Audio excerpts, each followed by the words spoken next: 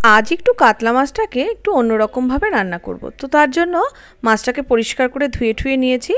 তারপরে এর মধ্যে একটু লবণ আর একটু হলুদ খানিকক্ষণ জন্য মাখিয়ে রাখবো। রোজ রোজ কি আর একরকম কাতলা মাছের ঝোল, কাতলা মাছের কালিয়া খেতে ভালো লাগে?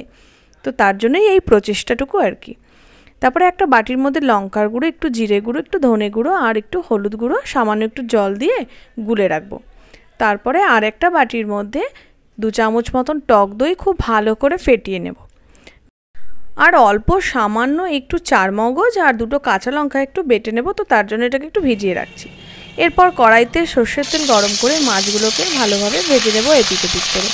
মাছগুলো যখন সম্পূর্ণ ভাজা হয়ে যাবে তখন আমি মাছগুলোকে একটু পাত্রে উঠিয়ে রাখবো।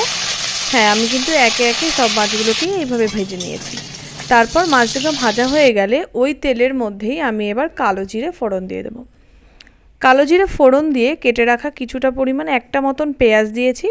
পেঁয়াজটা যেই ভাজা ভাজা হয়ে আসবে এবার ওই গুলে রাখা মশলাটা এর মধ্যে দিয়ে দেবো, যেটা আমি আগেই দেখিয়েছি। তারপর চারমগজ আর কাঁচা লঙ্কা যেটা বেটে রেখেছিলাম সেটাকে দিয়ে তেলের উপরে একটু লবণ দিয়ে ভালো করে কষিয়ে নেব। তারপরে ফেটিয়ে রাখা টক দইটা এখানে অ্যাড করে দিলাম, দিয়ে ভালো মতন করে কষিয়ে নেব কিছুক্ষণ। হ্যাঁ, এখানে আমি কিন্তু অল্প 2-4 দানা একটু চিনিও অ্যাড করে দেবো, যাতে টক দইয়ের টকটা একটু ব্যালেন্স হয়ে যায়।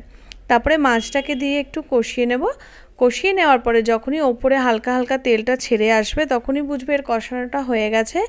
কিছুক্ষণ কষিয়ে নেবার পরে এই রকম অবস্থাতেও তোমরা নামিয়ে নিতে পারো। আমি এখানে সামান্য একটু জল অ্যাড করেছিলাম, তোমরা চাইলে এইভাবেও নামিয়ে নিতে পারো। ব্যাস, আর কিছুই না।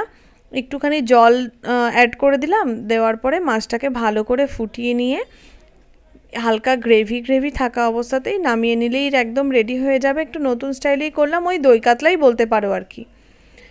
তো এইভাবে আজকে আমি আমার দই কাতলাটাকে ট্রাই করেছি। আশা করি আমার তো ভালোই লেগেছে, তোমাদের কেমন লেগেছে আমাকে জানাতে ভুলো না। এতক্ষণ পাশে থাকার জন্য, সাথে থাকার জন্য ধন্যবাদ। আজ তবে এইটুকু থাক।